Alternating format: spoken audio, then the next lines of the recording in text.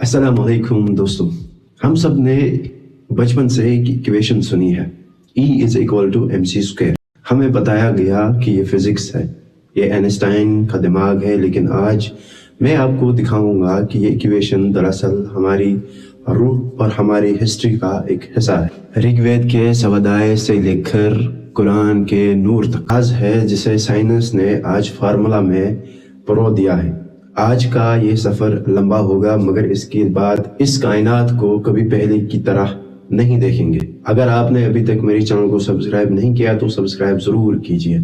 Einstein ने बताया कि मास कुछ नहीं, बस कंडेंसड एनर्जी है, लेकिन 5000 साल पहले ऋग्वेद ने यही सवाल उठाया था। वहाँ जिक्र है कि शुरुआत में न जिंदगी थी न मौत, बस एक प्योर एनर्जी थी जो अपने ही तपिश से फट पड़ी। वेदास में एक लफ्ज है प्रकृति। ये कोई मिट्टी या पत्थर नहीं है, ये वो कॉस्मिक एनर्जी है जो वाइब्रेशन क्रिएट करती है। फिजिक्स जिसे स्ट्रिंग थ्योरी कहती है, वेदास ने उसे सदियों पहले वाइब्रेशन कहा था। साइंटिस्ट्स मानते हैं कि सब एटॉमिक पार्टिकल्स का बिहेवियर दरअसल the cosmic dance of energy है। E = mc² वही डांस है जहां एनर्जी मैटर बनती है और मैटर फना होकर वापस एनर्जी बन जाता है। अब आए कुरान की तरफ, अब आए उस राज पर जो आइंस्टाइन की इक्वेशन का दिल है, यानी C, the speed of light. Einstein ने कहा रोशनी की रफ्तार कायनात का सबसे बड़ा कांस्टेंट है। कुरान मजीद ने 1400 साल पहले सूरह अल-नूर में वो बात कही जो आज के फिजिसिस्ट्स को हैरान करती है।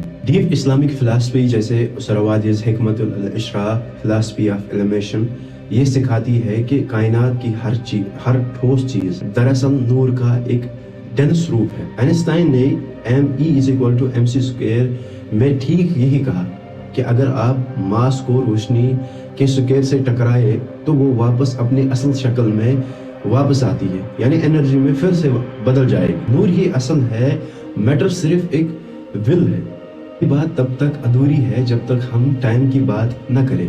E = mc² रिलेटिविटी का हिस्सा है जो कहती है कि वक्त एब्सोल्यूट नहीं है। वेदास और पुराणास इनमें लाया का कंसेप्ट है।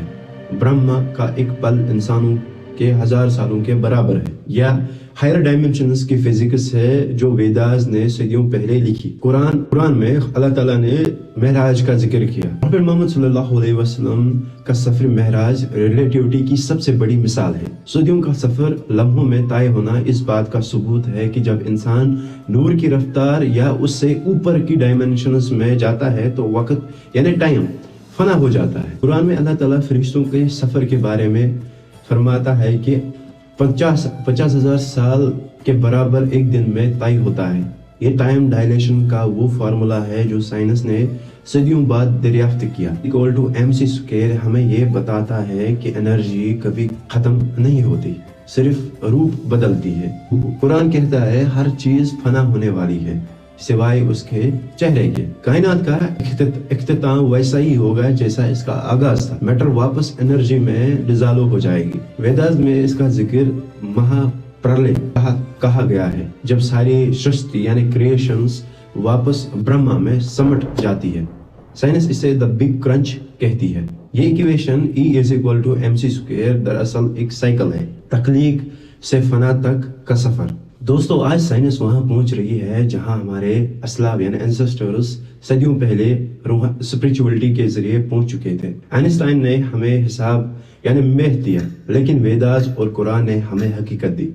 जब हम इन दोनों को मिलाते हैं तो पता चलता है कि इल्म यानी नॉलेज एक ही है, चाहे वो लब में मिले या मस्जिद और मंदिर में।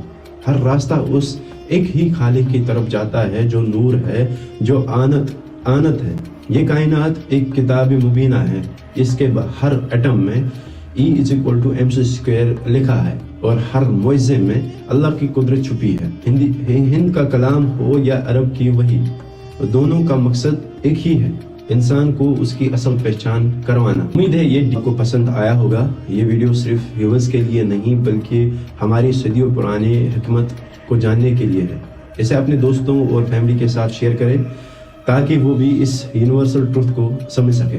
कमेंट में यूनिफाइड ट्रुथ लिखे अगर आपने यहाँ तक वीडियो देखी है। सब्सक्राइब करें और हमारी इस मोटिवेशनल और साइंटिफिक जर्नी का हिस्सा बने।